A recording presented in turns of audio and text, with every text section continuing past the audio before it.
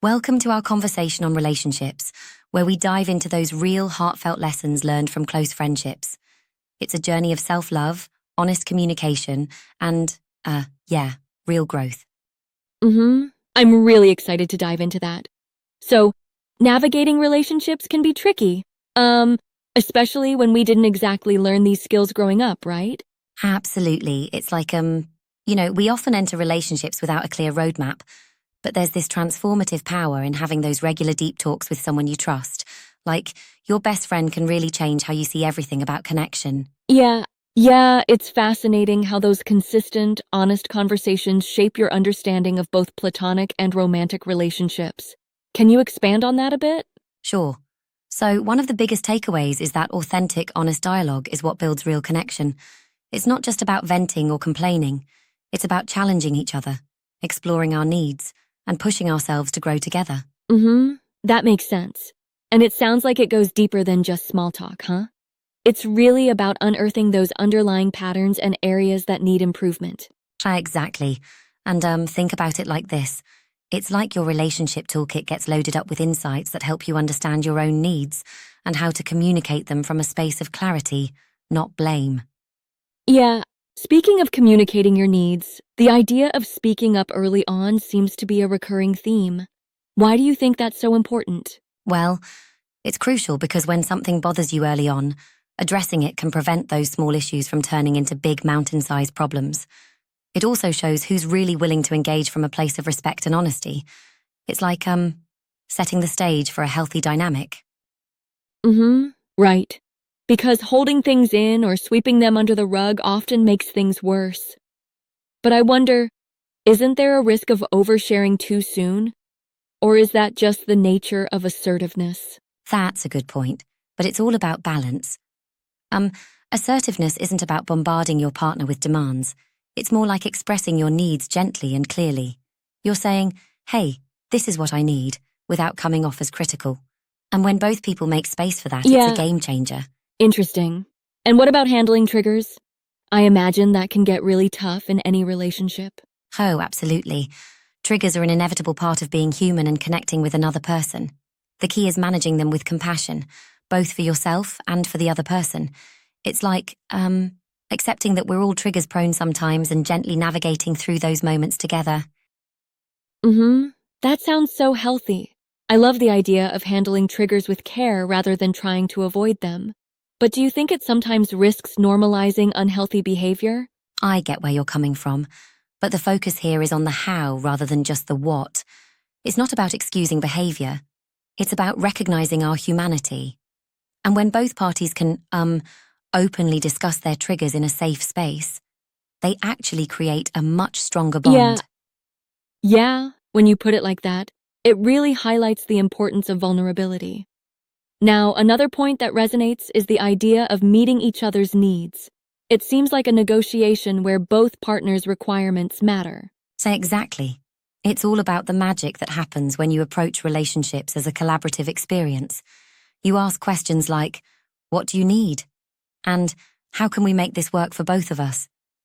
It's like crafting a custom blend, where a little of your needs meets a little of theirs, forming a connection that feels balanced and valued.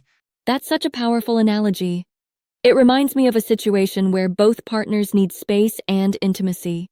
They find that balance by discussing it openly. It really illustrates that intimacy is co-constructed. Totally. And another key theme is the idea of loving assertiveness. Balancing compassion for others while still honoring your own feelings without trying to change the other person. Yeah, this idea of loving assertiveness really intrigues me. How do you think someone can develop that without it coming off as either too passive or too aggressive? It's like, if you view every interaction as an opportunity to express both care and clarity, then loving assertiveness becomes a natural form of communication. It's about tuning into your own feelings and being brave enough to voice them respectfully. And hey, it's a skill that develops over time through practice and honest dialogue. I love that perspective. It's very empowering. And then there's dealing with post-breakup emotions. The notion of embracing both forgiveness and hurt sounds so, delicate, yet necessary. Exactly. It's that balance between understanding and processing pain. yet moving forward with compassion. Instead of rushing forgiveness, it's about acknowledging that hurt can coexist with empathy. It's like, walking two parallel paths where neither overshadows the other. And really, that's a profound act of self-care. That duality reminds me of real human complexity. It's not always black or white. Instead, it's these layered experiences that shape who we are and how we heal. Right? And then there's navigating insecurities openly. Instead of silently needing reassurance, both partners openly discuss those feelings. It's about saying, hey, I feel a bit insecure right now, and inviting support, not judgment. That honesty sounds like a major foundation for trust. But, it's something many people struggle with because it feels vulnerable. Absolutely, vulnerability can be daunting. Yet it's in this transparency where real connection blooms. When you openly share your insecurities, you also pave the way for deeper understanding and ultimately a more secure bond. It's like, turning a weakness into a strength through shared understanding. Yeah, I completely agree. Then there's the point about curiosity, which is such an underrated tool in relationships. How do you see its role? Oh, it's fascinating. Curiosity is, like the secret ingredient. Instead of assuming or judging, asking open-ended questions like, what's really behind that feeling, opens the door to deeper connections.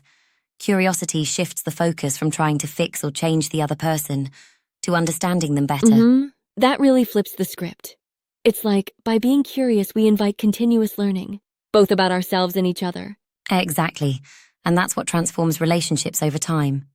All these nuggets, the need for honest conversation, speaking up early, handling triggers with compassion, loving assertiveness, navigating insecurities, embracing forgiveness, and harnessing curiosity, come together to form a blueprint for not just surviving relationships, but truly thriving in them.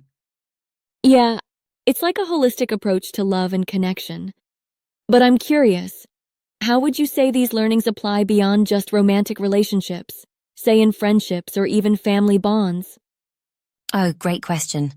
Really, every relationship benefits from these principles. Whether it's a best friend, a family member, or a partner, the essence is the same. Honest communication and vulnerability are keys to unlocking deeper bonds. You see, these tools help us navigate the complexities of any interaction. It's like, a universal language of connection, applicable across all facets of our lives. That makes it even more relatable. Honestly, it's refreshing to think that these practices are accessible to everyone. It's a reminder that we're all works in progress, and that's completely okay. Right, and that ties back to the idea of self-love. When you honor yourself and acknowledge your journey as a work in progress, you also give yourself permission to be imperfect, and that makes room for real human connection. Yeah, I also love how this conversation connects back to practical actions. Like, not just knowing what to do, but actually integrating these lessons into everyday life.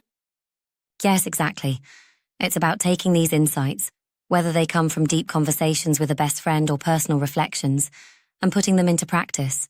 For instance, attending a masterclass or webinar that guides you step by step to become the loving partner or parent you want to be is a tangible next step. That practical aspect is so important. It's one thing to understand these ideas on paper and another to live them out daily. It sounds, transformative. Indeed it is. And remember, every conversation, every shared reflection is a building block for healthier relationships. It just goes to show that learning, growing, and loving is a continuous process. Yeah, well said. This talk really highlights how the steady, honest, and sometimes challenging conversations with those we trust can be our greatest teachers. I'm inspired to, take these lessons into my own life. That's the spirit. Just remember, it's all a journey, one conversation at a time. Thanks for sharing your thoughts. It's been a truly enriching exchange. Absolutely. Thanks for this deep dive into relationship wisdom. Here's to more honest talks and growing together every day.